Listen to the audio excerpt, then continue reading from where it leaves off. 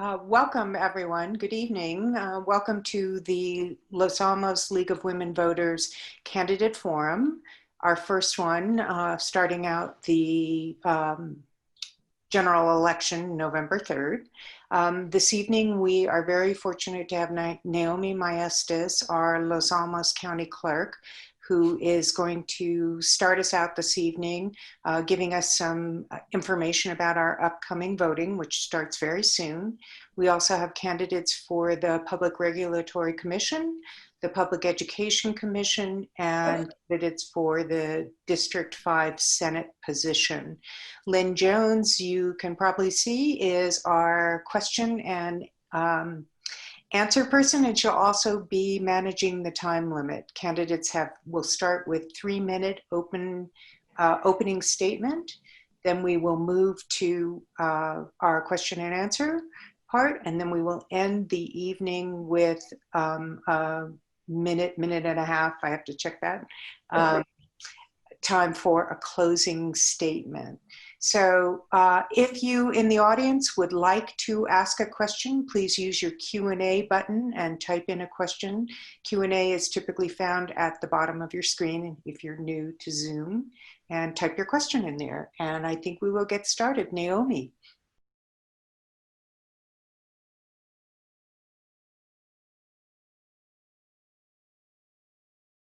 Good evening, everyone.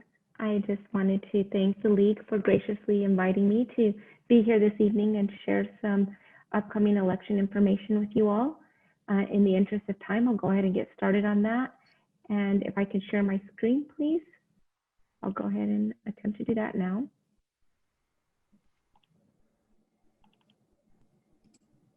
Are we okay? Everybody viewing what I'm viewing?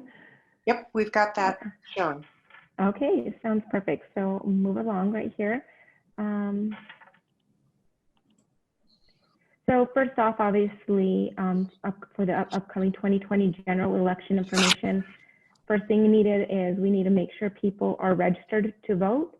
And we want to ensure that you also have an opportunity to view your voter registration and update it if needed. Online mail voter registration. And so it's by mail, in person, or online. That date is October 6th, the closure for that. 5 p.m. if you're going to do it in our office. Online, you have until 11:59 p.m. It's the same for our for our military and overseas citizens. Same deadline there. If you go online to update your voter registration or to complete a voter registration, a New Mexico issued driver's license will be required. New Mexico is one of the few states, and we're happy to share that we offer in-person same-day voter registration.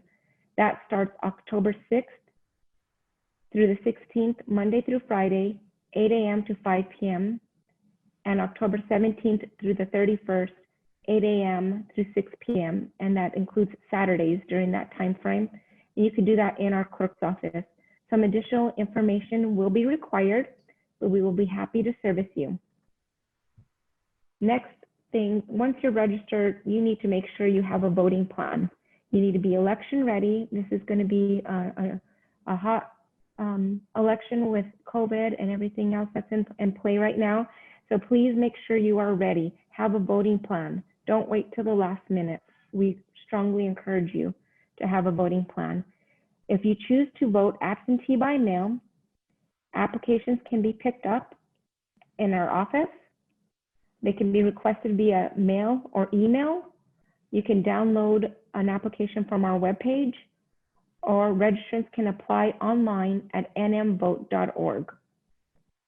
Absentee applications have to be in our office or online by Tuesday, they have to be by Tuesday, October 20th. Our ballots will be mailed out October 6th. Kind of got that mixed up there. But so your last day to request an absentee ballot is Tuesday, October 20th. Ballots will be mailed out this coming Tuesday, so be on the lookout for them. UPS the United States Postal Service strongly suggests mailing your ballot back to the clerk's office no later than Tuesday, October 27th. If you miss that deadline, please walk it in. And you can do so. If you're asking, where can I drop off my ballot? The ballot can be returned through the mail. Again, we urge you to not send it after the 27th. The United States Postal Service has told us that's a safe date to ensure that it gets to the clerk's office by election day. They can be hand delivered to any election worker at any of our vote centers during early voting or on election day. You can also bring it into our office. There will be a secure drop box outside of our office door. You can drop it in there. And beginning October 12th, ballots can also be dropped off at our drive-through ballot drop, which is going to be located in the parking lot of the municipal building. Look out for the signage. There will be traffic folks and our poll workers that will be out there to accept those for you. Please keep in mind, New Mexico is not a postmark state. So ballots have to be physically in our office by election day, 7 p.m. Otherwise, it will not count. As of today, we have processed 5,122 or so absentee applications. Staff was working hard at this all day. So, well, all week. We've been processing them actually for a while now. But the last few days, we've been really just trying to get them all completed so we can have our vendors send them off by October 6th. If you choose to vote in person, that begins October 6th through October 16th, Monday through Friday, 8 a.m. to 5 p.m. at the municipal building. Extended hours, dates, and locations begin October 17th. They run, all early voting ends October 31st, but on the 17th, we extend our location to White Rock Town Hall. We extend Saturdays, and we extend it by 1 hour. So beginning on the 17th through the 31st, you can now go 8 a.m. to 6 p.m. White Rock Town Hall or at the municipal building as well. We do ask our voters, if you choose to vote in person, please bring your patients. The ballot is a 2-page ballot. You can get a sample ballot at nmvote.org.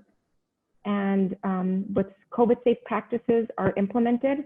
Yesterday we set up our municipal building location, and it is only going to be offering 6 voting tables or sites or locations that tables that you can vote at. So it's not very many.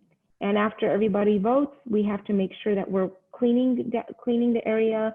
So we just ask you to please bring your patients, but we are there for you.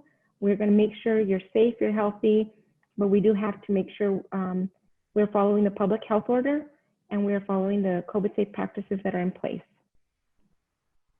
If you choose to vote on election day, and we really we urge our voters, please don't wait till election day. You have almost 30 days to come in and vote early. Let's flatten that curve of not everybody not voting on the same day. But election day voting is 7 a.m. to 7 p.m. This will be at our municipal building, White Rock Town Hall, and we have an additional site over at the Los Alamos County Golf Course Community Building. If you choose to vote in person, please bring your patients. Please know that there may be a line. We want to keep everybody safe, our poll workers, our voters, our employees. So we need to make sure that we're cleaning everything accordingly. I do urge you to go to nmvote.org for all your election needs. You can get a sample ballot there. You can track your ballot on that in that area, on that site. You can find your polling location. You can check your voter registration. There's anything that's election related, go to nmvote.org, type in your information, and it is a really handy tool that the state has provided for all of us to be election ready and make sure we are ready for the upcoming election. For me, that's all I have. And I just thank you for your time. And I'm here or available for any questions if you have any. I don't want to take up too much time because there's some great candidates that I'm sure you want to hear from. So I know we do have one question that Lynn Jones is going to read to you. Okay. So go ahead, Lynn.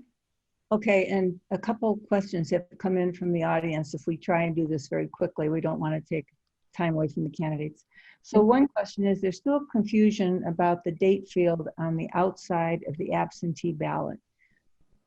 is there a date field on the outside envelope, and what date goes in that field? Thank you for the question, and it's something that in legislation, but it's the date is the election date is November 3rd, so that's the date you want to fill out. If somebody puts the date that they filled out their ballot, we will still count that. It's not going to invalidate your ballot at all, but the date should be the November 3rd, 2020 election date, because it's the election date. It's asking what is your election date. The election date is the, and it's something that we've tried to ask that it be changed, but you know we're one step at a time. So yeah. And another quick question: if you request an absentee ballot, can you change your mind and vote in person? You can. We urge our voters to. So the law requires or states that you vote the ballot that you've been issued.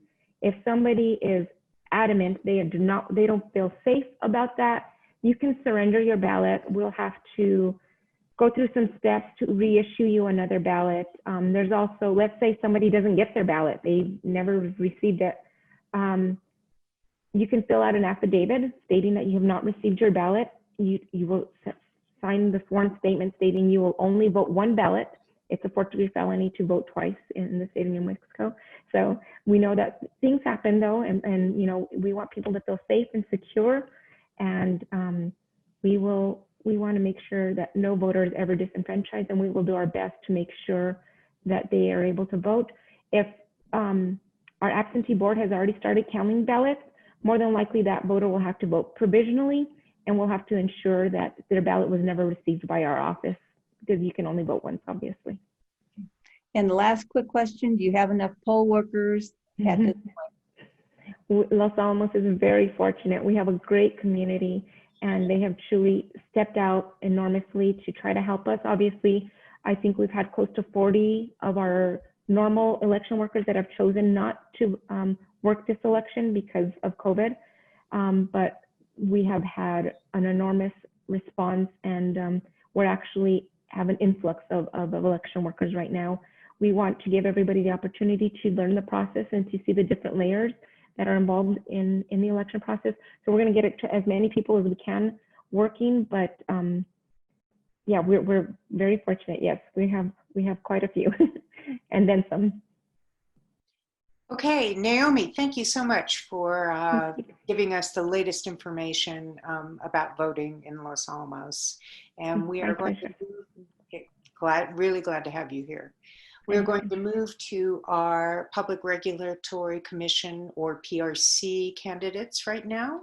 And we're moving them in from the audience, so it may be a little bit of a delay.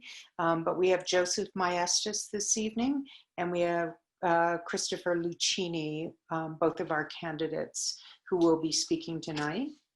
And hopefully you can see the screen that gives you a little information about PRC positions.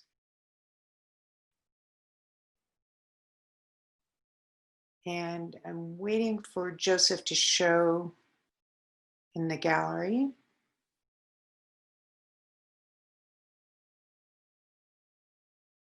Okay, terrific.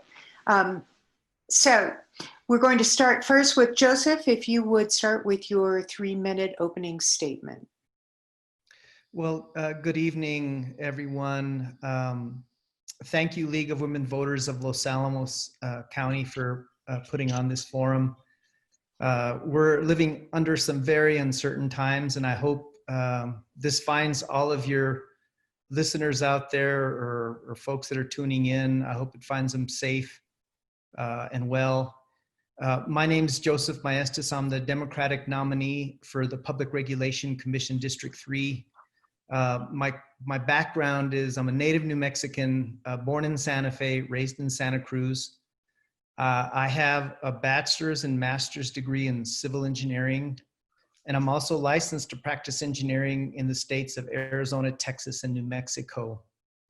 I just retired from the federal government, so I like to think of myself as serving our country, but as a federal civil servant, and I did that for over 30 years, and I worked at all levels of the federal government, from Washington, D.C., or headquarters down to the state and the region. I was not only a federal engineer, but a federal regulator, and I worked in the areas of transportation and water resources. I'm also a former elected official. I served for 14 years as a local elected official, 10 for the city of Espanola, that included 6 as councilman and 4 as mayor. And I served the city of Santa Fe for 4 years as a city councilor. Now, these governing bodies operate as quasi-judicial bodies similar to the PRC, only in certain cases. For example, if there is someone appeals a planning and zoning commission, it goes before the city council, and that proceeding is a quasi-judicial proceeding. So I'm really excited to be in this campaign. I'm running because I want to bring my expertise and my experience to really help create a consensus among the legislative, the executive, and the attorney general, who really has a primary consumer advocacy responsibility, to get a consensus that we need to make the PRC a model regulatory agency. There are many issues that need to be addressed. One of them is it needs to have sufficient stable funding. The Public Regulation Commission relies on the Legislative Finance Committee for funding. We need to add more expertise in telecommunications, regulatory policy, economic analysis. I want to see staff more insulated from politics on the commission. I want to see us better prepared to implement a lot of these landmark pieces of legislation like the Energy Transition Act, the Grid Modernization Act, transportation electrification. So I'm really excited to be, a candidate.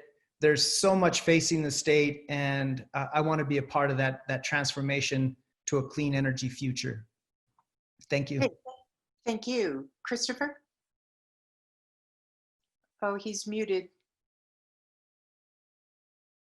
Okay, hold on, Christopher. Your mic is muted. There we go. Let's try that again. Yes, please do. We're starting the clock now.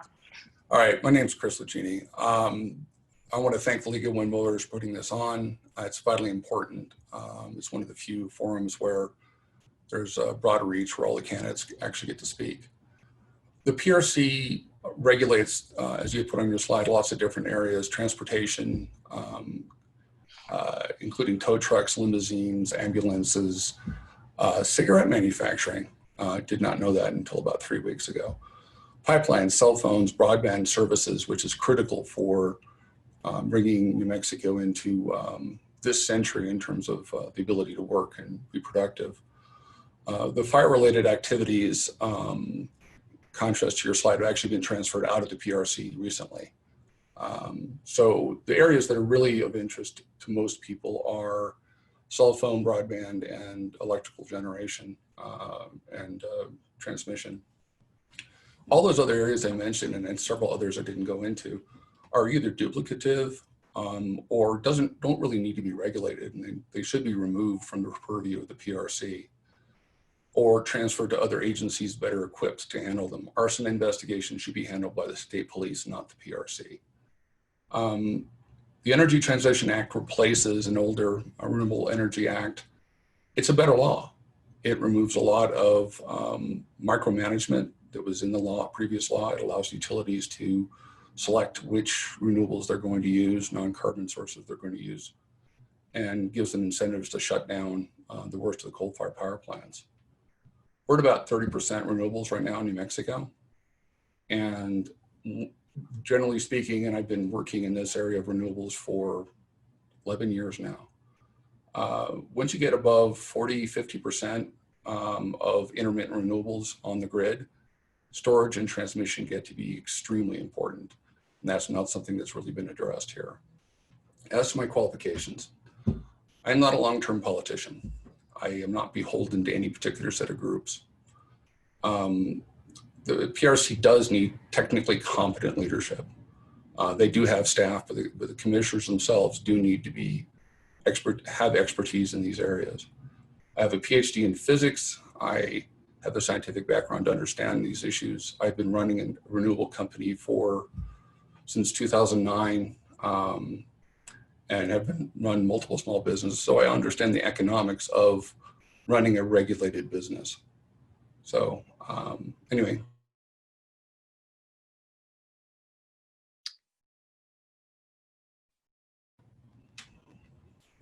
Are you look to be frozen there. Okay. Yeah, I'm back, I hope. Okay. Anyway, yeah, so I hope to bring some technically competent leadership to the PRC. Okay, thank you very much. So we are going to start our Q&A section right now. So I'm going to turn that over to Lynn, who will be reading some questions, asking some questions, I should say. Lynn, you're muted. Do you agree that burning fossil fuels is causing global warming? And if so, would you use your power on the PRC to reduce CO2 emissions by New Mexico utilities, even if that increased customer rates? Who are you asking the question to first? You're muted again. You have to determine who's answering the questions. Oh, okay, sorry. I'm on. Okay, Joseph, would you please answer that question first? Yes, as a licensed professional engineer, with an extensive scientific background, I believe the science that tells us that climate change is a real threat, not just to us now, but certainly in the future. And I do support our state's plan to transition to a carbon-free energy future. This is going to come about, and it's very exciting, through the Energy Transition Act. It's established a number of renewable portfolio standards and milestone years to make progress towards 100% carbon-free energy future. And that the goal is to achieve that in 2045. The exciting part is that the Public Service Company of New Mexico has already gone on the record to say we can beat that. We can be carbon-free by 2040. We've already seen in a landmark decision by the Public Regulation Commission, under the framework of the Energy Transition Act, they approved a portfolio of renewable energy projects to replace the power from the San Juan generating station. And all of those projects are solar and battery storage. So we're not taking incremental steps towards a clean energy or a carbon-free future. We're really taking leaps. And so I'm really excited that we're already moving in that direction through the closure of the San Juan generating station and the decision to replace all of its power with clean, renewable energy. Okay, Chris. Short answer is yes. Human-caused greenhouse gas emissions are pollution, and they are aggression, and they should be terminated as quickly as humanly possible. And if that means increasing rates, yes, that means increasing rates. You don't get to pollute without paying to mitigate the damage you've done. And that, when I say you, I mean all of us, consumers and producers. The renewable portfolio is skyrocketing because we're doing the easiest part first. We're doing the 0 to 30% part first. It gets harder as we get closer to 100%. Is it doable? Absolutely. It requires increasing expense as you get toward closer to 100%. It's going to be a situation where industry and technology leads the PRC in this area, hopefully, with the PRC making sure that the ratepayers are paying what they need to do and not 1 cent more for this new technology. That's it. Okay, thank you. Let's have our next question.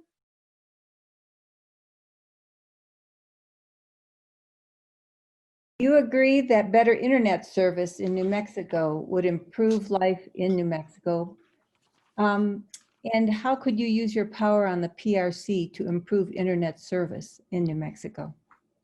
Chris, we'll have you start with answering. I think everybody who's had to work from home during this virus crisis knows the answer to the first part of that. Of course it helps. Oh, you're frozen again. Can you hear me? Now we can hear you. All right. So you did get cut off. Yeah, speaking of internet interruptions. Yes. Anyway, yeah, of course it's helpful. And it's helpful for the economy. We need to move to a service economy that's not dependent on government funding, which means non-government jobs. And that means internet. There are a tremendous amount of companies that start up with the talent that come onto the national labs that leave, both because of poor infrastructure and some other issues regarding our state with gross receipts tax on services. I've been one of those companies. So yeah, we absolutely need to do it. The PRC can essentially hold these telecommunications and broadband companies' feet to the fire, making them honor the commitments they've already made to actually spend the money for the last mile transmission. I think that technology, hopefully with satellite broadband, will mitigate this and it'll be less important in the future. So hopefully within the next few years, pretty much everybody will be able to have broadband anywhere in the state of New Mexico. Okay, Joseph. Yes, great question. And I think, this pandemic has really laid bare the situation regarding access to broadband. And unfortunately, there is a digital divide as well to compound the problems associated with the lack of access and availability of broadband. We're a sparsely populated state. The economic model is to aggregate demand. That really helps, and that's what's on the minds of these telecommunications companies. But there's too much at stake here at New Mexico. A recent study was conducted by the New Mexico Department of Information Technology, and recently legislators were briefed, and their finding from this assessment was that only 77% of households in New Mexico have access to broadband. We lag behind the national average by 8 percentage points. And so we are lagging nationally. And I think here in New Mexico, this assessment has already determined that there's a lack of coordination among all the different federal agencies. There's no singular focal point here in the state. Funding has been adequate. But what the PRC can do is right now there is a $5 million broadband program that exists within the New Mexico Rural Universal Service Fund. We need to grow that fund. I want to see the PRC be the focal point for broadband because I don't think the New Mexico Department of Information Technology really has the wherewithal to get that done. So the PRC can play a great role in this through that $5 million broadband program and help really lead the way in coordinating more efforts to expand broadband access. Okay, thank you. Next question, please. If, if as proposed, the PRC is appointed by the governor, what's to prevent a future governor from loading it with members who favor the fossil fuel industry over renewables? Joseph, we'll let you answer that first. Okay, I think the question is referring to a constitutional amendment that's being proposed. It's going to be on the November ballot. It's going to ask voters, do you want to change the PRC from elected to appointed? But what that ballot question does not say is that it's going to reduce the size of the commission from 5 members down to 3. It's going to extend the terms from 4 years to 6 years, and it's going to further complicate the removal process of a commissioner for malfeasance. It would go from Supreme Court removal to impeachment by the legislature. And so this amendment is not good, especially now. We see nationally our democratic institutions are under threat. So what do? We look to our local democracy, and I can't imagine voters being asked to give up their voice and choice. It's going to remove the accountability and accessibility that voters have to their commissioners. And I think it's only going to serve special interests and industry insiders. In fact, many of you may have heard there was a recent journal article, and the subject of it was an ethics commission complaint on a political action committee that's funneling in out-of-state dark money in support of this campaign for the passage of this amendment. And again, these are anonymous out-of-state donors. We don't know who they are, but it's unfortunate, and we should really ask for the disclosure of these donors because we don't need any kind of PAC money trying to influence our vote in our elections. Okay, thank you. Chris. Shockingly, my opponent and I agree. The problem here is regulatory capture. We have a problem with unqualified people being elected to the commission. We have a problem with unethical people being elected to the commission. This is human nature. The problem with having an appointed board is it becomes much easier to have regulatory capture where a regulated industry can buy access to the appointing official and get much cheaper and much easier with much more certainty people put on under this regulatory board. I would like to see a change in the way the PRC is elected to make it a nonpartisan race. I don't believe there's any issue in front of the PRC that is a Democrat, Republican, or Libertarian position. It just isn't, and it should be a nonpartisan election. Thank you. Okay, next question, please.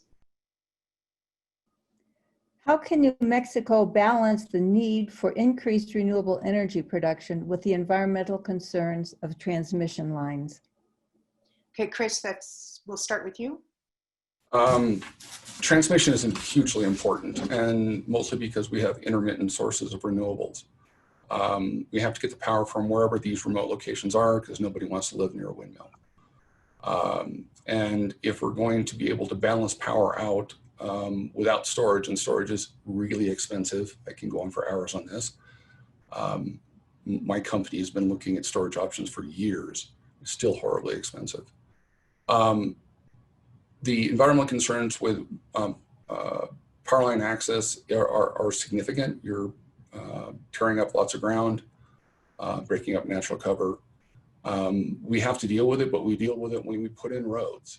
And I think that the process that exists now, for the most part, is adequate, though I do believe that we need to roll out approval of new power lines much more quickly, and having a compact, repeatable, predictable process for doing that is one thing that PRC can do. Okay, thank you. Joseph. Well, I think here's a classic case of maybe the state getting ahead of itself with the Energy Transition Act and setting that ultimate goal to reach a carbon-free energy future by 2045. We have a very antiquated transmission system and grid. It really can't accommodate a mix of renewable energies. It really is not apt to technology integration. We have a very traditional energy market that doesn't lend itself to the upgrade of transmissions. We're dealing with these vertically integrated utilities that handle everything from generation to distribution. So that's why the Grid Modernization Act was passed, and it's really to accelerate the modernization of our grid to accommodate a higher mix of renewable energy. In fact, the Energy and Minerals is tasked with developing guidelines for a grant program for utilities to do that. We also have the Renewable Energy Transmission Authority. This is a state agency tasked with specifically that, with planning and developing and building these transmission lines to bring more renewable energy to market. We have an incredible abundance of wind in eastern New Mexico, but we have sparsely populated and it has very few transmission lines as an example. So we really need to bolster and buttress and expand and create a more versatile transmission or grid system. Okay, thank you. So we're doing an excellent job staying on the schedule. So right now we're going to start our closing statements. And Chris, you're going to go first on the closing statements. And Lynn, I'm going to ask you your understanding of how long the closing statements are supposed to be, because I can't find it in my guidelines. Is it a minute or a minute and a half? 1 minute. 1 minute. Okay, Chris, 1 minute on your closing statement, and you are muted right now. There we go. Got it. So yeah, the Energy Transition Act and the modernization of our power infrastructure to remove carbon, greenhouse gases in general, is something that is critical to New Mexico. Other areas that are critical are broadband and telecommunication services.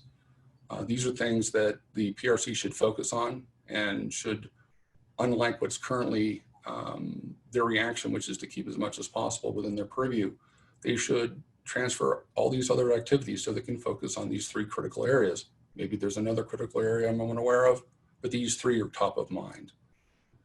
We need people who are going to show up, who understand what's going on, and understand the conflicting issues at hand here between the consumers and the producers of these regulated products.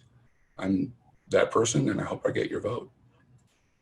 Okay, Joseph. Well, thank you again for the opportunity to host this forum. It's a great service to the voters. Objective voter education is something we need certainly a lot more of. I wanted to correct my opponent. The PRC will no longer be dealing in any kind of activities associated with the fire marshal. Legislation was signed where now the fire marshal is transitioning out of the PRC and will be under Homeland Security effective July 1 of next year. And also, you know, anyone can refer to me as a professional politician, but I consider myself a public servant. And I'm proud of my service to our country. I'm proud of my service to our communities. And I'm really proud in that I chose to be a publicly financed candidate. And I think all PRC candidates should be required. It shouldn't be optional. They should be required to be publicly financed, because I believe that we need to get money out of politics. Some of the most powerful industries are regulated by the PRC. And being a publicly financed candidate insulates me from any undue influence. And if I'm elected in November, I will be an independent decision maker for all New Mexicans. Thank you. Thank you, Joseph and Chris. Thanks very much for sharing your thoughts with us this evening. And we are now going to transition to our Public Education Commission, Public Education Commission.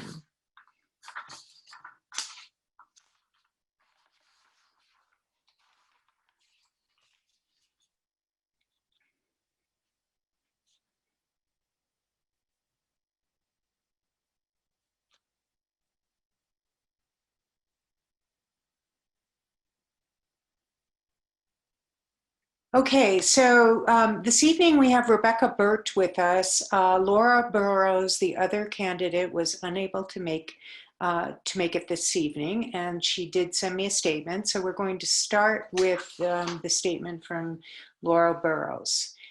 First, thank you to the League of Women Voters for putting on these events. They do a great public service in hosting these events. The Public Education Commission acts primarily as a second chance for proposed charter schools to be approved.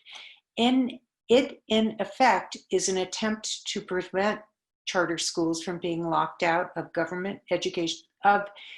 government education system by local school boards that tend to be dominated by current and former public school employees.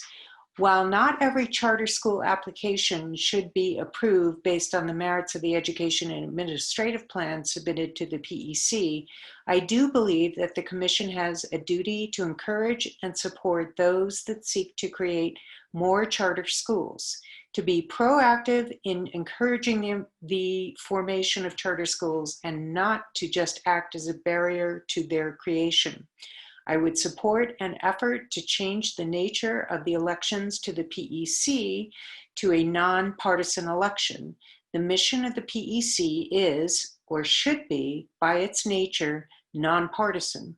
Injecting party politics into these races and the Commission is not in any way helpful. If elected, I will be an advocate for advancing charter schools where appropriate, to improve the quality of education provided to New Mexicans by the government and education system. So that's our statement from Laura Burrows. And now we're going to have our opening statement from Rebecca Burke, our other PEC candidate. Rebecca, your mic is muted. There we go. Go ahead, please. Thank you. Thank you. And thank you so much to the League of Women Voters of Los Alamos. I'm so grateful to be able to have the chance to talk to you and all of the folks in the district. My name is Rebecca Burt. I am running as a Democrat for District 4 of the Public Education Commission. And I am, a little bit about me, I actually am a former teacher myself. So I taught middle school English. I actually think there's a special place in heaven for all middle school teachers in particular. So I'm a little biased towards middle school, but I do have experience in the schools as a teacher. After I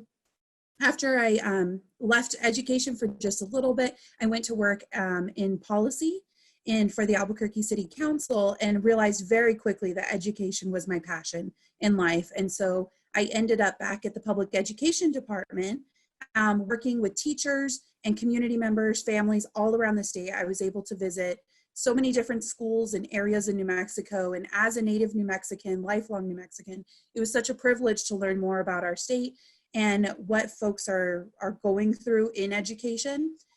As the public education commissioner, I think we have a really tough job ahead of us, especially from this pandemic. But I would lie in saying that I didn't think that we had a tough job ahead of us even before the pandemic. New Mexico has a lot of room to improve in education, and it's something that I'm extremely passionate about. I have a bachelor's degree in elementary education, and then I received my MBA, both from New Mexico Highlands University. And I actually have 2 kids in schools. And so I have an 8th grader and a 5th grade daughter. And so I'm very invested in our education and in the improvement of our education for folks, because it matters. It really matters to me and to our future as a whole in our state. I wanted to be a part of the Public Education Commission because I do see that there are areas of improvement that the commission could make. They do oversee our public charter schools, and I think there's a lot of misconceptions about our public charter schools in New Mexico, and I would love to help folks understand that, you know, we have families every day who are looking for a great option for their kids, and we know that every kid's different, and just based off of where you live, that school may not be the best fit for your student. So providing quality, great options for students is it's a civil rights issue for me. And I think that every child deserves to have options of what would work best for them. So I am super excited to have the opportunity to work on the commission.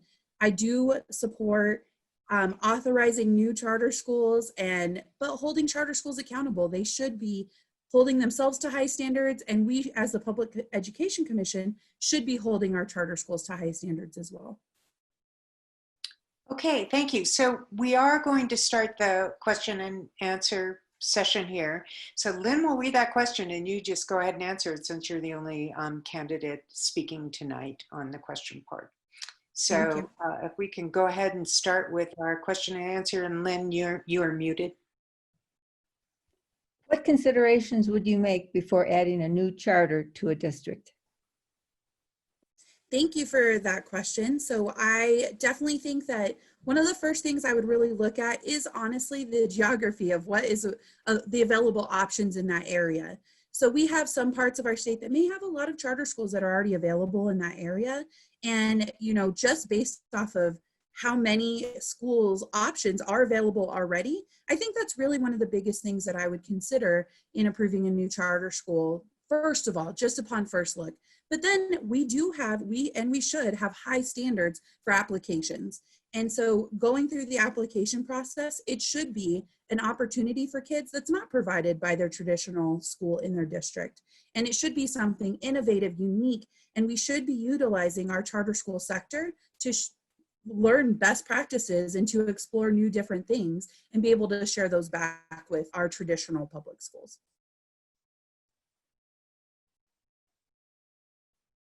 Okay, our next question. You're muted. How many years did you teach full-time in K through 12 situation, and how would that influence your decisions as a commissioner? Yeah, definitely. So I was in middle school for 3 years, and then I worked in public education after that, outside of being a teacher, for another 4. So it would definitely influence my decisions. I mean, actually having been working in the schools is a tremendous experience. You know, I think there's no amount of years that you could work to possibly know everything that everyone's going through in education, because it's times change so rapidly in education, and teachers and school staff have to really work to keep up with it. But one thing I know is that our educators in New Mexico are some of the hardest working, caring, smart, intelligent folks. And they need additional supports. So I do think as an educator myself, I definitely would strive to really take into account what educators are saying. I think if we make decisions up in Santa Fe as the PEC without taking the opportunity to listen to people actually in the field and how it would have impact them, that's something that is a mistake that can be made pretty easily. And so listening to teachers, for folks who are actually working in the ground with the students on any policy decisions that get made or any decisions that come up, is really important to me. Okay, next question. How many PEC meetings have you attended? What conversations have you had with these persons, and what did you learn about the operation and laws pertaining to the PEC's responsibilities? Sure. So I actually, as a public education department employee, I attended many PEC meetings and was there for lots of different reasons and was able to experience them firsthand. Since the pandemic and it switched to online, I was able to attend a meeting and see how it's functioning during this time as well. So it's been definitely a great experience to be able to actually see it in action. The other thing, and I was able to talk to the current elected person in there. So Caroline Armbruster is the current PEC member for District 4. And I did reach out to her when I thought about running for the position. We talked a lot about the time commitment that it would take and how's the PEC running? What does it look like? A lot of the information that I think is important before you decide to run for a position. I did want to make sure I had reached out to someone who was doing it to see if it was something that made sense for me and for my family. And I definitely think it is. I think it's something that I think it's important for my children to see, that if you think that there's something that needs improvement, that you don't just complain about it and that you do something about it. Okay, do we have another question? Right. What factors might necessitate closing a charter? Sure, I definitely think the first off is financial malfeasance. I think that's a non-negotiable. If a school is misusing funds, obviously breaking any laws, it should definitely not be allowed and not be tolerated. I also do believe that having poor academics is another reason to close a school. Schools receive 5-year charters, and if in that amount of time they are not serving the academic needs of their students, I do think that that's something that could be causing more harm than good to students. And I do think that that is important in as far as preserving and helping the charter sector is to eliminate those bad players in it. So I do think those would be, I definitely would say, financial malfeasance, of course, any kind of law breaking intentional by the leadership, but also I do think academic non-performance is a reason for closure as well. Okay, I think we have time for one more question. Do we have another question? How do you see politics involved in the operation and decisions of the 10-member Public Education Commission? Sure. So there have been some disappointing moments, I think, in some of the things that have come up to the PEC.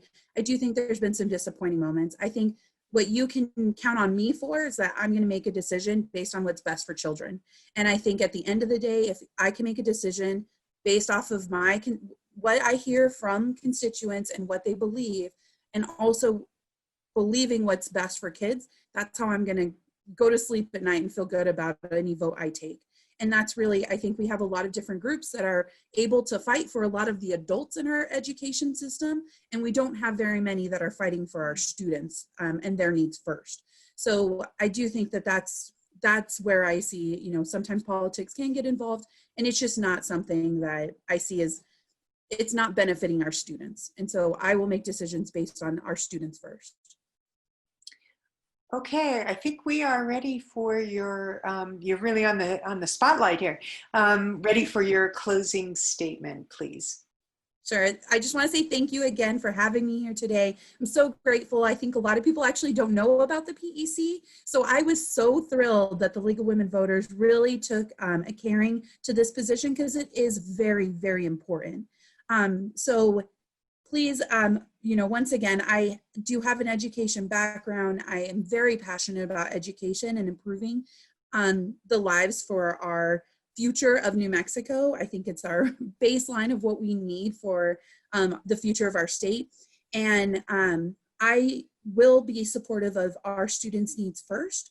And I do listen to what experts believe and what other people have to say, and take all that into consideration in any decisions that are made. So thank you once again for having me on.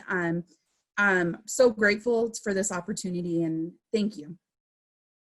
Okay, so that is the end of our section on the Public Education Commission. And now we are going to transition to our State Senate District 5. So just give us a few minutes to make that transition.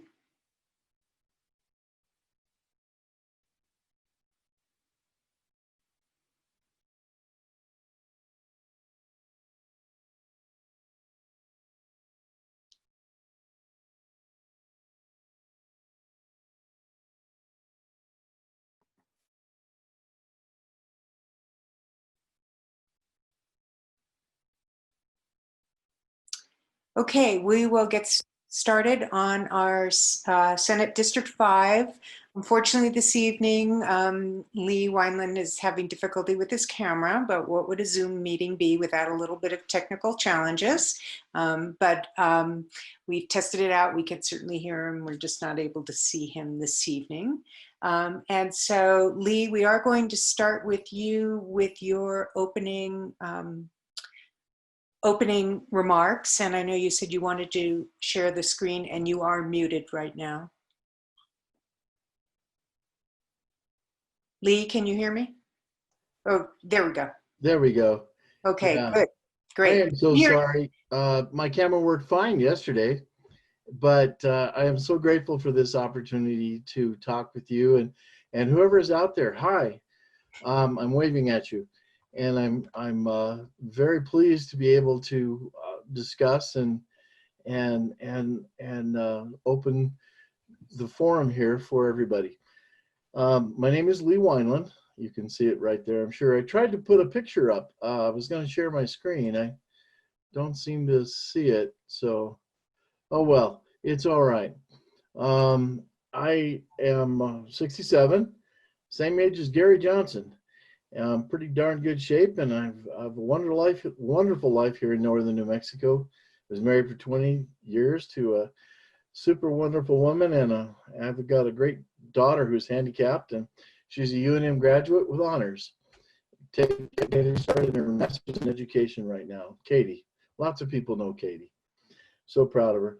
My roots go back here in New Mexico many generations to post-Civil War, at least when my great-great-grandfather was a sheriff of the now ghost mining town of Elizabethtown up in northern New Mexico, and he wound up Billy the Kid and those guys back in the wild and woolly days of New Mexico. I was born in Durango, Colorado, but lived here most of my life. I've lived in Taos, I've lived in Espanola, I've lived in Los Alamos and Albuquerque. I'm currently in Los Alamos and love northern New Mexico. That's all there is to it. I've got a college degree from the University of Minnesota in mass communications and business and a minor in music.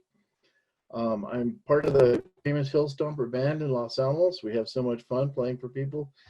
And Gary Johnson is one of my buddies, and he has given me the nod and a letter of endorsement for this campaign. I may not have really gone for it unless he said, "You got to do it, Lee. You got to do it." I've had an interesting past, and I'm looking forward to the future. I've identified a huge list of matters that really matter to northern New Mexico. My top, I don't have time to do them all in the next 30 seconds or so, but our economy has so much opportunity, and we've got roadblocks that are legislative in nature that I think I can help undo. We need to balance our budget. Water is a big problem. We're running out of it, and we've got acequia problems. Lakes and rivers are drying up. Agriculture irrigation is demanding more. We've sold our water rights to Texas and Arizona and Colorado. Not happy about that. Education, we're 49th in the state, and really we do better, much better. I have a lot of ideas for that. And already talked about was the infrastructure of the roads, and I guess that's it. And energy environment are big things, and I can fix a lot of that stuff if I'm elected this time. Thank you so much. Okay, thanks. Leo, you're up. You're muted right now. There we go. Thank you. Thank you. So good to see you, Alan and Lynn again. And good evening. And thank you to the League of Women Voters, Los Alamos, for hosting this forum. And thanks to all of you out there who joined in virtually. It means a lot to me that you took time out of your busy evening to join us. I'm Leo Jaramillo, and I'm the Democratic nominee for New Mexico Senate, District 5, and I'm the chairman of the Rio Arriba County Commission. Now, in my short time as a commissioner, that's 2 years, I'm in my second year in office, I took on some major initiatives that had some big impacts in Rio Arriba County. I challenged the EPA, who was walking away from a Superfund site. So it was an area that was threatening groundwater contamination and contamination of the Rio Grande. And I championed our national delegation to stand by me to ensure that the EPA would ensure there was a cleanup process in place. I worked on bringing a drug and alcohol treatment center to the valley, which will address behavioral health, and championed a large battery solar project in northern Rio Arriba County, which provided hundreds of jobs for people and provided millions in wages and tax income, as well as capital investment. So you've heard me say this before, I'm a servitude leader, which means I like to roll up my sleeves and work alongside those to truly understand the issues that are happening and to be part of the solution and not part of the problem. Now, as your future senator, I will rebuild and strengthen economic opportunities for every New Mexican, providing livable wages, supporting small business, and supporting Los Alamos National Laboratory, and most importantly, diversifying New Mexico's economy. Now, it's evident by talking to people in the area how important affordable housing is. Affordable housing is something that we definitely need to make sure that we address so that we don't have families on the streets during COVID or after the pandemic.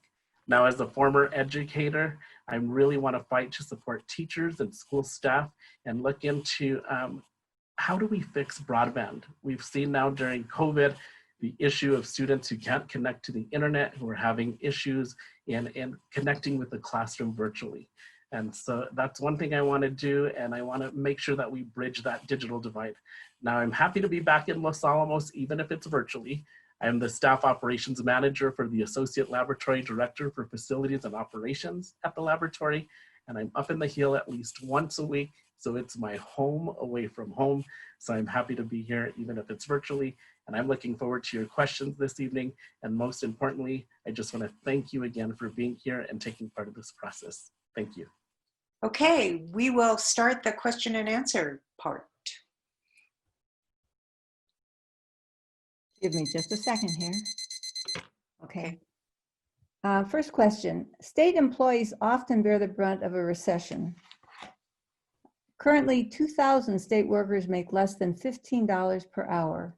With a projected budget deficit going into 2021, what will you do to protect the already underpaid and overworked state employees who are concerned about layoffs and pay cuts? Do you support a $15 per hour living wage for state employees? All right, Lee, we're going to start with you answering this question. Yes, I do. And there's so many of them that deserve much more than that. As you stated, they are overworked and underpaid, and there's no reason for that. We can fix that. Okay, Leo. Thank you. Now, I definitely do support a $15 livable wage. And so, you know, as a county commissioner, when I came into the commission, there were several years that went by without our county staff earning any raise. And so you have to definitely look at the budget and find ways on how you can promote your staff and how you can support them with higher wages. Because the type of work that you're providing as state employees is exactly why we keep moving forward, because of great people like you. So supporting a livable wage, $15, is exactly what we got to do, but we got to look at the budget and find ways on how we can definitely get that increase in. Now, one thing state employees saw was an increase in their health benefits, the amount they had to pay for their premium. And so if we can make sure that that doesn't happen again, where they don't see that they're losing money every time that they're granted a raise or given a promotion, that's something that definitely needs to be looked in as well. Okay, thank you. Our next question. Do you support decriminalizing abortion in New Mexico? Leo, you're on. Sure. So, you know, I was raised in a household where myself and my brother Alfonso Jaramillo were raised to respect the decision of the women in the Jaramillo, Cisneros, Roybal, and Quintana households. Now, what that meant is whenever women made decisions, we stood by them and we respected them. And I believe New Mexicans deserve to have that same respect for women. Women should be allowed to make their own healthcare decisions without anybody, strangers or politicians, getting involved in their decisions. Lee. Absolutely.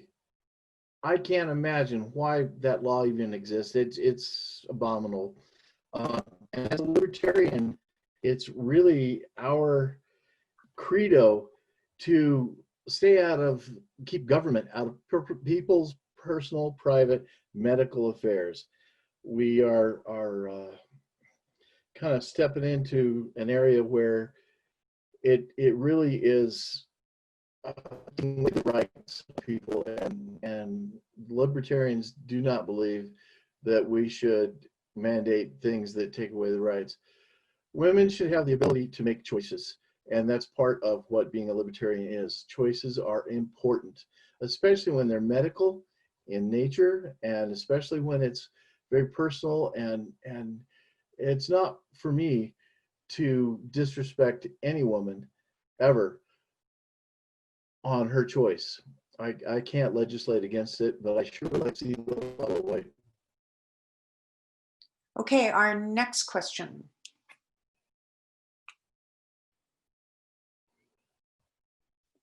Do you agree that better internet service would improve life in New Mexico?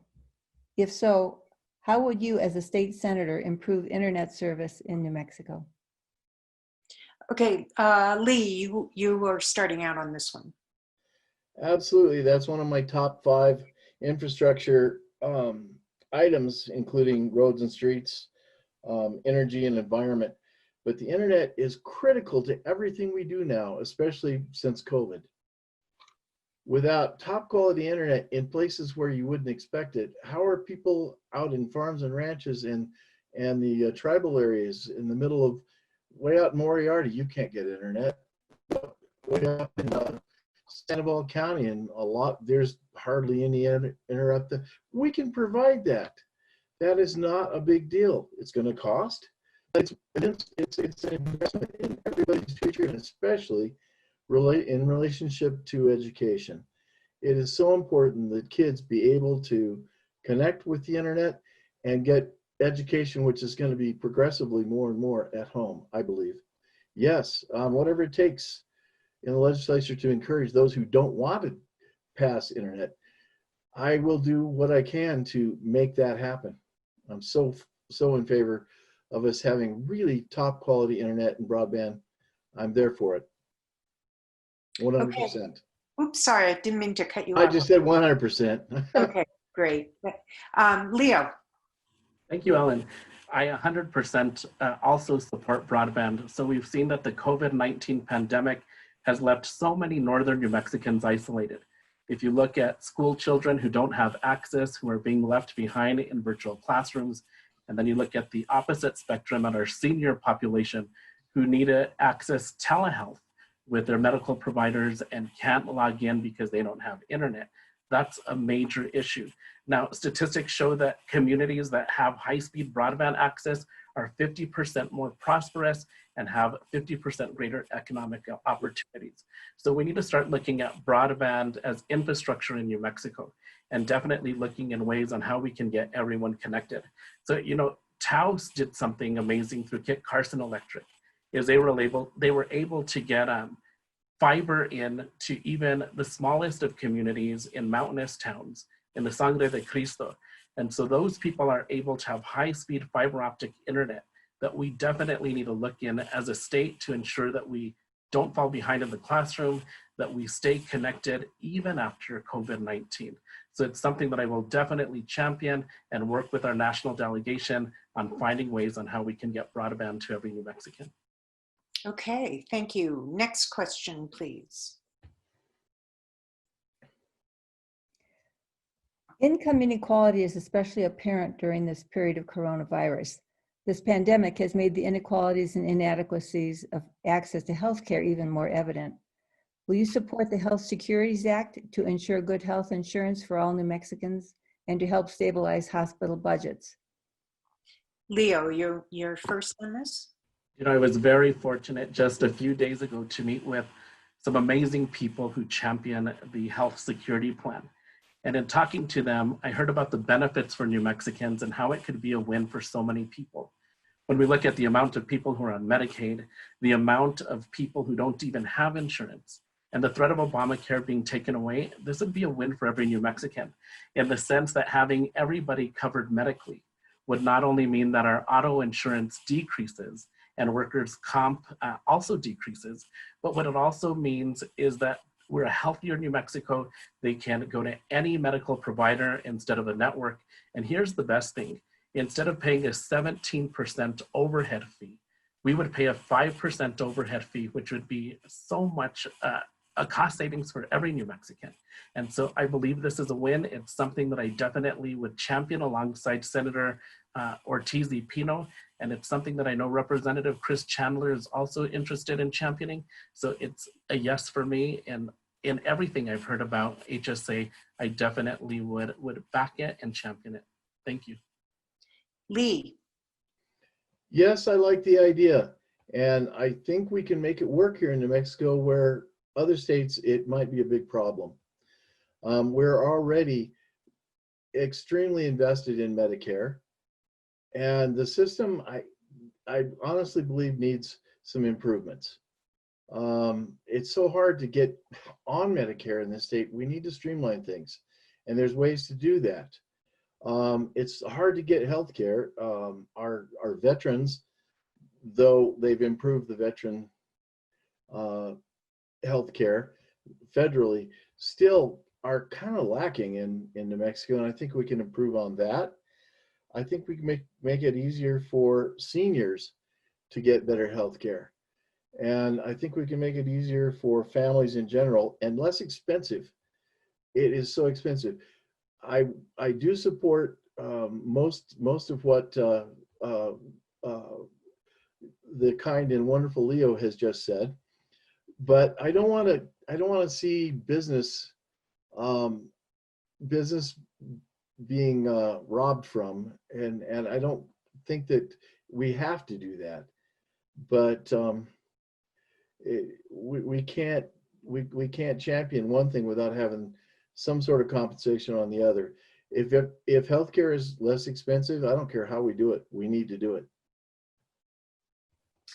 Okay, thank you. Our next question.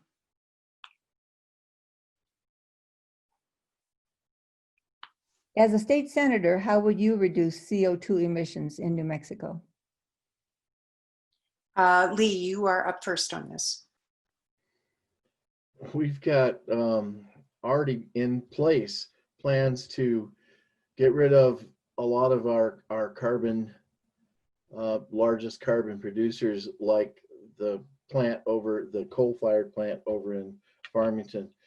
Now, I'm not in favor of getting rid of oil and gas because it provides so many, 134 some thousand jobs and income in the billions, but also one of the highest carbon producing sources is from oil and gas. They burn off wells like crazy, and that just goes right into our air. I think we need to help them or encourage them or legislate them to do a better job of with their emissions. And they'll do it if we force them. So oil and gas is a huge place where we get carbon. I think we have to keep in mind, though, the cost of doing some of these things, and be careful that we are not shooting ourselves in the foot. But it's imperative for our future and for our children's and grandchildren's future that we figure out how to lower carbon emission worldwide. Okay, Leo? Thank you, Ellen. So stopping methane flaring and methane leaks would be a good place to start.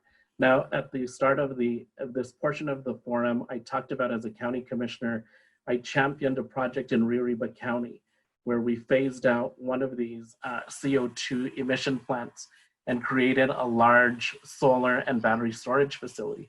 So if we start looking at green energy and ways to replace CO2, that's a huge win. We need to accelerate a transition to a clean energy economy, and I think we can do so by investing in energy efficient technologies and expediting the use of renewable energy.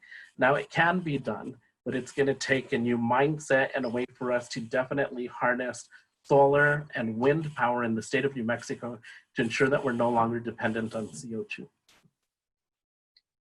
Okay, Lee? I'm sorry, or is it, I'm losing track of what I'm doing here. We're ready for another question. Do you support the expansion of LANL in northern New Mexico? And what would you do to support communities as they bear the increased cost that the LANL expansion would demand? All right, now Leo, you are up first on this one.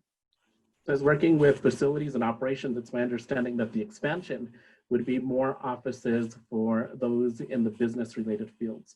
So those in finance, accounting, and human resources would have satellite offices off of the hill. And so in order to support these community investments, so communities will already benefit. Let me go back. So looking as a county commissioner, when I look at the number of people who are now working from home during the pandemic, we're seeing an increase in gross receipt tax in our community because people are shopping and staying local because they're not driving off up the hill to work or any place else. Now, one thing we can do is ensure that the laboratory continue to invest with the community programs office to ensure that there's resources and people available in each of the counties that would have a satellite office to help out with anything ranging from education to business related fields. And that's exactly what they do in Los Alamos now, is they have an education component and they have a business component, which I think they could expand into the other counties. Okay, Lee. I agree with Leo 100%. Everything that he said is absolutely where LANL is at. LANL is going to expand and contract. It has before, as LANL needs and as our nation needs. I don't foresee any time where they're going to close LANL down. That's my biggest fear, but it's unfounded. So LANL has a very important role in a worldwide protection of our energy resources and of our nuclear facilities. And not only that, research and development up here is so valuable in terms of the end results and the amount of income it brings to the state. I can't see a reason to ever want LANL to shrink. It now is paying taxes. Before, it didn't provide anything. And I don't see a reason for us to think in terms of LANL growing out of control or becoming a monster. There are people that have great fears of what goes on up here. But I assure you, science goes on up here, and we are all, as a former LANL employee, we're all very conscious of being careful. And we love New Mexico, we love being here, and I really hope that we're able to grow and help New Mexico grow as well. Okay, our next question. Do you agree that with a state mandated lockdown, providing federally mandated education to children with special needs is extraordinarily challenging? How would you address this challenge as a state senator? So this time, Lee, you're up first. Thank you. This is a question that is very near and dear to my heart. My sweet daughter, Catherine, better known as Katie Lou, was born with Kabuki syndrome and has had so many special needs issues all of her life. And to this very day, I pushed her around our first 4 years of college in a wheelchair. And as one of her papers at the University of New Mexico, she identified numbers of ADA violations. And even at the place where she lives in Los Alamos, the management refused to be ADA compliant. They didn't feel like they needed to. I was a coach in Special Olympics. I was a bowling coach, and I was a part-time assistant coach for the golf team. I've raised funds for Special Olympics. I was so saddened when a former governor, I won't mention names, she took away the $300,000 funding for Special Olympics. But through my contacts and through Katie's visiting with Senator Peter Wirth, and they put together a program and got that $300 back for Special Olympics. There's so many things we can do to help special needs people. Our DVR needs a lot of help. Division of Vocational Rehabilitation that helps special needs people really needs help, and I'm prepared to jump on it. Okay, Leo. Thank you. So as a former educator, I understand the needs of those special needs students. And so when you think about education and when it comes down to students, you can't have a one-size-fits-all model, especially when it comes to special education. So each student is given an IEP, which is an individualized education plan. And so you need to make sure you stay true to those, because that's how the student best learns, with modifications that are made for that student. So although I can see why they're trying to push down a federal mandate on how to teach, you need to definitely make sure that students have that IEP in place so that they don't get lost in the shuffle. And so it's vital for the state of New Mexico to keep funding for special education, to keep funding for education in general, which is why I talk about tapping into the Permanent Land Grant Fund to ensure that there's money and investing in students from K through 12 and also since birth, if we can invest in our children, which is our greatest resource, which is our students. And so that's definitely something that I would champion as a former educator, is ensuring that we keep funding for special education and education in general in the state. Okay, I think we have time for one more question. And do you have one more question, Lynn? Okay, great. What are your major concerns regarding education in New Mexico, and how can they be addressed? And we're going to start with Leo on this one. You know, there's a few, and one of them is teacher salary. So the reason why I left the classroom is I couldn't afford being a teacher and being in graduate school at the same time. I just couldn't afford that. Now, moving and being recruited to the laboratory as a graduate research assistant, I doubled my pay than that as a teacher when I already had a degree. And so that's something that needs to be looked into. Now, when I think about pipelines for teachers, I think about education assistants. We know that students learn best from those people in their communities and people that look like them and people they can connect with. If we can get a pipeline to get EAs certified as teachers, that would help us in the lack of finding certified teachers to come into classrooms. And then definitely ensuring that we follow the Yazzie Martinez case, bringing in funds to education to tie in culture, to tie in areas of special education that need more funding.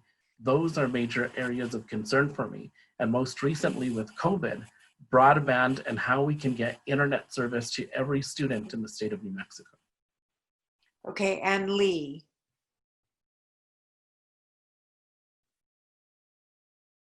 Lee, you're muted. Sorry, there I am. This is a question near and dear to my heart, also having taught in Los Alamos High School and University of Minnesota, University of New Mexico. I have also worked for New Mexico Tech for a short period of time doing math classes.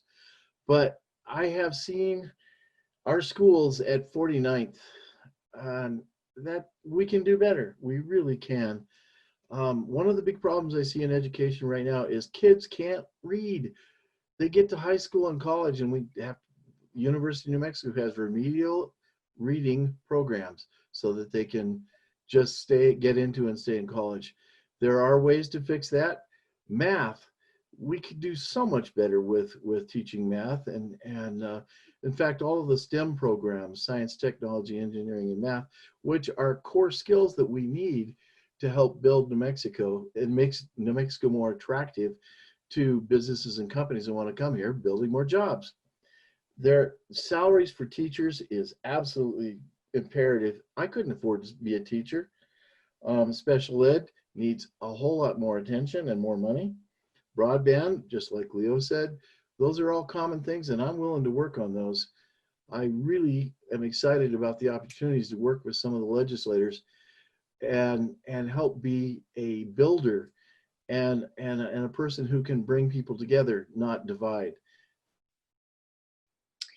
Okay, so I believe that's the end of our question and answer section, and we're going to start in our closing comments. And Leo, we will start with you with the closing comment. Thank you, Ellen, and thank you, Lynn, for keeping us on time and on track today. And once again, thanks to the League of Women's Voters Los Alamos and to all of you out there. Now, as your next senator, I pledge to put you first and find ways on which unites us. As your senator, I'll fight to support you and your families and find ways that we can bring quality education to every New Mexican. Every student deserves a quality education, and how we can tie them virtually through broadband, looking into affordable housing, clean water, and good paying jobs. Now, I invite you to join our campaign by either donating to this to my race or volunteering, and you can visit my website at leojaramillo.com. Now, like I said early on, I'm a servitude leader. I'm ready to roll up my sleeves and work for you as your next senator. And I humbly ask for your vote on my birthday, which is November 3rd. Thank you. Okay, Lee, you're next. Am I unmuted? Yes, I am. Yes, you are. Yes, you are. Happy birthday, Leo, in advance. I will bake you a cake. And I am so delighted to be here as well. This is such a treat and such fun for me. I wish I could see everybody out there, and it'd be nice if everybody could see me. I'm sorry. I'm ready with ideas and drive to create a more fair, balanced, and safe environment for us to all live and work and play freely in New Mexico. I cherish your thoughts and opinions on how to make our home better, and I love New Mexico. I stand by you regardless of your party affiliation, religious beliefs. As a free American, please help elect me as your next state senator. You don't have to be a libertarian to vote for me. Just do it. And I don't require anybody's support. I'm doing this with no money whatsoever. I am glad to be of service. And thank you very much for this opportunity. I promise I won't let you down. All right, I'd like to thank all of the candidates that participated this evening, and with their patience also, because there's always a few little glitches going on with this format. But thank you very much for taking the time to speak to our league members, our members of the public that participated this evening. And this was just round one. Next Monday night, October 5th, from 6:30 to about 8:30, we have a forum for the candidates for the New Mexico House District 43 and for County Council. And you can, and there also, I want to remind you about our voters guide that is available on vote411.org. so you can look in more detail about all of our candidates that are running. And then you may have heard Naomi Maestas, our county clerk, who talked about the NewMexicoVote.org. That's where you can request an absentee ballot. You can check to see where your ballot is. You can check your registration to make sure it's up to date. So there's lots of information and help for voters available on the web. Look for an invitation to the October 5th to sign up in a few days. And we will also post that in the LA Daily Post and the Los Alamos Reporter. So I would like to once again say thank you for all of you who participated, whether in the audience or candidates. And that brings our forum for this evening to a close. Oh, yes, jump right in. I just want to mention that people should check their LA Daily Post today, the voter guide. The printed copy of the Los Alamos voter guide came out in the Los Alamos Daily Post today. Okay, thank you for reminding me about that. So it's a tremendous source of information regarding the upcoming election. So I'm going to bring us all to a close. So thank you so much. Thank you. Best of luck to you, Lee. Thank you. Bye-bye.